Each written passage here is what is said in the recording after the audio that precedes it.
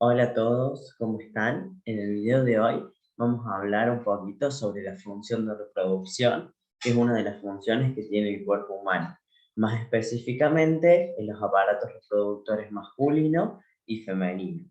Recuerden que un poco la finalidad de los seres vivos es reproducirse, es decir, dejar descendientes que puedan continuar o perpetuar la especie. Vamos a arrancar puntualmente por el sistema reproductor o el aparato reproductor masculino, ¿sí?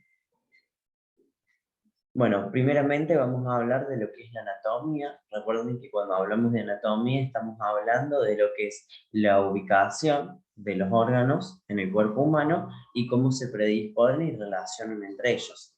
Todo sistema o aparato reproductor tiene lo que son las gónadas, que son aquellos órganos encargados de la fabricación de lo que son los gametos. La finalidad de cada uno de los sistemas es fabricar los gametos, que son células haploides, es decir, células que tienen la mitad de la dotación genética que tenemos. En el caso de los humanos tenemos 46 cromosomas, cada uno de nuestros gametos va a tener 23. ¿Por qué? Porque al momento de la fecundación, que va a ser la unión entre dos gametos, 23 de un individuo, del macho, y 23 de la hembra, van a tener lo que son 43 cromosomas nuevamente, el cigoto, que es el resultado de la unión de ambos. Es decir, que este individuo vuelve a tener en su primer célula y en todas las que vendrán 46 cromosomas de nuevo. Tenemos entonces las gónadas, como dijimos, que en el caso del aparato reproductor masculino son los testículos, ¿sí? Tenemos dos testículos que son iguales, del tamaño más o menos de una aceituna, que tienen por finalidad la producción de hormonas, principalmente la testosterona, es la hormona que fabrican los testículos, y también la producción de las células funcionales, que son los gametos, llamados espermatozoides. Más adelante vamos a analizar bien esa estructura interna del testículo, pero sí sabemos que ese testículo está comunicado por conductos, ¿sí? Que son, acá en este caso el epidídimo, que continúa con el conducto o canal deferente, que hace como una prolongación en horquilla. Ese conducto deferente, fíjense que en el caso del hombre, se une o converge, cuando dos canales convergen, se dice que hace anastomosis, y en esta unión se une con la vejiga. ¿Por qué? Porque tanto el aparato reproductor masculino y el aparato urinario tienen un conducto en común, que es este que sale por todo el pene, que sería la uretra, ¿sí? Como dije, la uretra en este caso es compartida tanto por la parte urinaria, por donde se libera la orina y los desechos, como por la parte reproductiva.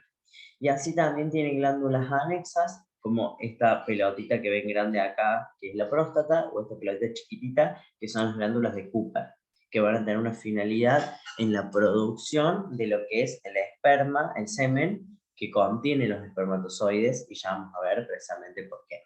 Y en el caso del hombre, o del cuerpo masculino, el aparato reproductor masculino, va a tener la presencia de un órgano copulador, que es el pene, ¿sí? Que no ocurre en el aparato reproductor femenino. La finalidad del pene es introducirse en el coito, que sería la penetración, ya que esos espermatozoides no pueden ser liberados al ambiente porque el oxígeno, el aire y otros componentes pueden provocar su muerte o inhabilitación, que es lo que nos interesa, justamente que sean hábiles para poder llegar a fecundar el óvulo.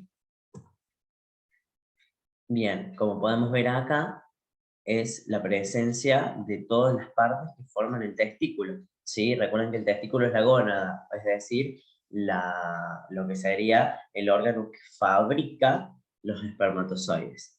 Fíjense que en esto que ven acá de color celeste, en este testículo, ¿sí? Sería toda una matriz que está llena de células que se encargan de dar nutrición y fabricación de los espermatozoides. Si yo veo esto acá, esto celestito, acá es donde yo voy a encontrar todo esto que ven acá como celestito medio violáceo, que son las células de Sertoli, estas grandes células color violeta, y acá arriba, perdón, acá abajo serían las espermatogonias. Las espermatogonias van a ser las células que van a encargarse de dar origen a los espermatozoides en un proceso que se llama espermatogénesis. En el caso de la espermatogénesis, como dijimos previamente, es la formación de los espermatozoides. Génesis viene de origen o formación, y esperma viene de espermatozoides. Cuando yo hablo de espermatogénesis, es la formación de espermatozoides. Estos testículos, ¿sí?, se encuentran en el cuerpo a 37 grados, que es la temperatura óptima en donde los espermatozoides pueden vivir y trabajar de manera óptima. Recuerden que tienen que llegar en las mejores condiciones a hacer la fecundación dentro del cuerpo de la hembra. En el caso nuestro de los seres humanos, tenemos fecundación de tipo interna, ¿sí?, que tiene que introducirse, y el proceso de fecundación, la unión del óvulo y espermatozoide, se da dentro del cuerpo. Por ejemplo, en los peces, la fecundación es externa. El pez macho libera los espermatozoides al agua, la hembra libera el óvulo al agua, y la fecundación se da por fuera del cuerpo de ambos. Esa es una fecundación externa, que es diferente obviamente a la nuestra. Fíjense que si seguimos redundando en lo que son las partes, tenemos esta matriz con las células que producen los espermatozoides, y también tenemos las células de Leydig, que son estas de acá, que son las que se van a encargar de fabricar lo que son las hormonas sexuales, la testosterona. Fabrican los espermatozoides, las células, ¿sí? Esos espermatozoides caen a lo que serían estos conductos, que son los túbulos seminíferos, y todos esos espermatozoides van siendo empujados durante la producción hacia conductos comunes. Fíjense que va haciendo lo que les dije recién, que es la anastomosis. Es decir, la unión de estos canales para formar un canal mucho más grande, ¿sí? Estos túbulos seminíferos convergen en lo que sería esta red testicular, ¿sí? Y esta red de los túbulos seminíferos se unen y van a pasar a otro conducto acá, que es el epidídimo. Fíjense que todos estos van subiendo, en realidad bajando por acá, que va a ser como una horquilla, una vuelta. Fíjense que sube, y la unión de todo el epidídimo me va a formar el conducto deferente, que va a subir arriba, y se acuerdan que iba a dar una vuelta más grande en la horquilla. Fíjense que todos los espermatozoides van paseando por conductos, y a medida que van paseando por esos conductos van a ir madurando. Cuando vemos ahora lo que es la fisiología, fisio viene de función y logía de estudio, el estudio de la función. Yo lo que voy a tener ahí es el proceso de espermatogénesis, la formación de espermatozoides. Tengo una célula, que es la que vimos que en el dibujito anterior estaba al revés. Todo esto que ustedes ven en amarillo, este cuadrado en amarillo, podríamos decir que es la célula de Sartoli, en donde estaba esta que era el espermatogonia. Si yo vuelvo atrás, tengo acá, esta es la espermatogonia, y fíjense, la espermatogonia me forma el espermatocito primario, ese espermatocito primario me forma espermatocitos secundarios y van a madurar en espermátidas. Visto de nuevo en este dibujo, tenemos la espermatogonia, que es 2N, significa que tiene 46 cromosomas. Me fabrica el espermatocito primario, ese espermatocito primario me va a dar 2 espermatocitos secundarios, ¿sí? Por divisiones celulares, la célula se está dividiendo, se está reproduciendo. Y después me va a dar estas 4 que son las espermátidas. Fíjense que las espermátidas se generan 4 a partir de una sola espermatogonia, es decir, que se va dividiendo, y por ende el material genético también se va dividiendo. Recuerden que yo les dije que los espermatozoides tienen 23 cromosomas, a diferencia de la espermatogonia, que va a tener 46, ¿sí? A diferencia de los espermatozoides, que tienen 23. Y por último, las espermátidas van a madurar en lo que es el esperma o los espermatozoides, ¿sí? Siguiendo un poco con lo que veníamos diciendo, los espermatozoides son la producción de la espermatogénesis, que son estas células que van a dar origen a lo que es después la fecundación de los organismos. Entonces, más adelante...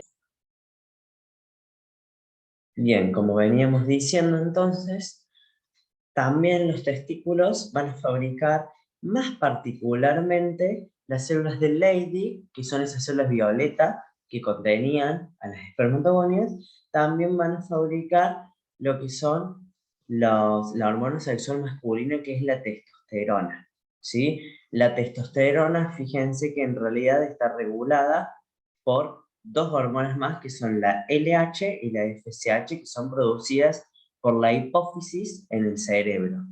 La hipófisis del cerebro manda lo que sería, en realidad es un conjunto hormonal en donde no importa entrar tanto en detalle, pero la GnRH es la hormona productora de gonadotrofinas, producida por el hipotálamo. El hipotálamo le manda esta hormona a la hipófisis fabrica y envía LH, hormona luteinizante, y FSH, hormona folículo estimulante, para actuar a nivel de las células de Leydig, la LH, y la FSH en las células de Sertoli. En las LH, la LH estimula en las células de Leydig a fabricar testosterona, y la testosterona actúa junto con la FSH en las células de Sertoli. ¿Para qué? Para que estas células de Sertoli estimulen a la producción de espermatozoides. Es decir, que los espermatozoides se fabrican gracias a los estímulos que son enviados por el mismo cerebro y por la testosterona. Es decir, que acá podemos fijar la función de la testosterona, que es estimular a la producción de espermatozoides, y además la testosterona va también a producir lo que son los caracteres sexuales secundarios masculinos, como el crecimiento del vello, tanto en el cuerpo, vello púbico, vello facial, en axilas, en piernas. También va a estimular el crecimiento de la masa muscular. Por eso, por ejemplo, en las personas que toman anabólicos esteroideos son soluciones de testosterona, ¿sí? Porque la testosterona estimula el crecimiento muscular. También va a estimular el engrosamiento de la voz por el crecimiento de la famosa nuez de Adán, entre otras características, ¿sí?